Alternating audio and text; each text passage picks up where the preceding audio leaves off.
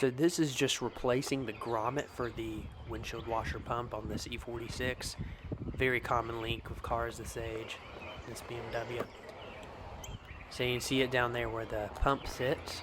I had a leak on the floor, definitely wasn't coolant.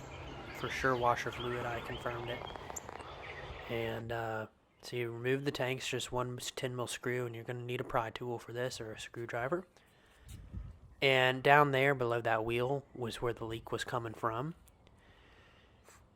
And you can see the pump there and the line that goes to the windshield washer fluid and where the one screw goes. And there's also a sensor for the level, so make sure to undo that. And there's the hole where the grommet goes as well as the pump. And I got this grommet from the dealer locally for $11. And goes right there. And just with finger pressure, very easy, pops right in. Mine wasn't even there, it just disintegrated or something. I don't know. It's good to go. Now it's reinstallation.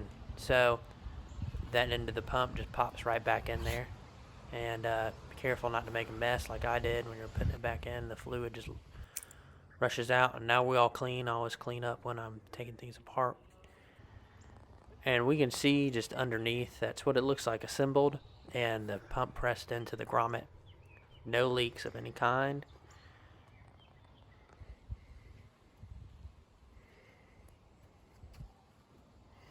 Now I got a little fluid on the connector there.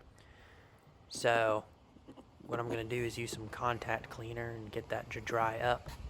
Prevent any possible corrosion. And don't forget to plug it back in the level sensor for the coolant.